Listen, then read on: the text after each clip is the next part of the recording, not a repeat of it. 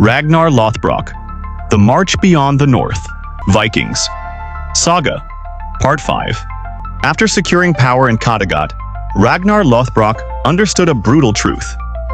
Peace inside the north was temporary. Blood had settled the throne, but it could not feed ambition.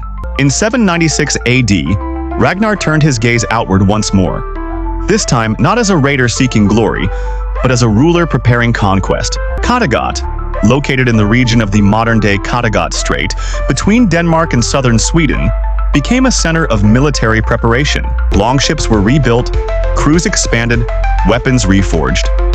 Ragnar demanded discipline, numbers, and silence. The next strike would not be reckless. It would be decisive. Battle of Lindisfarne, 797 AD. Location: Lindisfarne Monastery, modern-day Northumberland, England.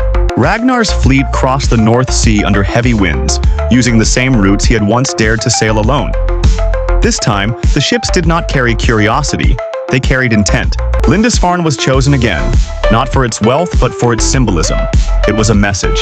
At dawn, Ragnar's forces landed in formation. Shields locked, axes raised, warriors advanced with precision. The monks attempted to flee, while local defenders scrambled to organize resistance. It was futile. Viking warriors overwhelmed the shoreline defenses, cutting down resistance within minutes. The battle was swift and brutal. Ragnar ordered controlled movement, preventing chaos and unnecessary losses. Fires were set only after valuables were secured. The monastery fell completely. Lindisfarne was not just raided, it was dominated. This was no longer terror for shock. This was strategy.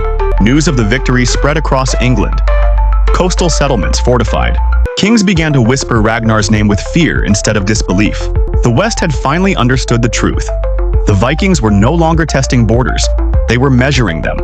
Back in Kattegat, Ragnar addressed his warriors. This was only the beginning. The ships would return again and again, each time with more men, more coordination, and greater ambition. The age of small raids was ending. Subscribe to the channel, support us with a like, and activate the bell to receive all new episodes. Because what comes next will shake kingdoms. The numbers will multiply. The targets will expand. And the name Ragnar Lothbrok will no longer belong to a man, but to an army. Part 6. The Great Heathen Army. When the North moved as one, and Europe stood unprepared.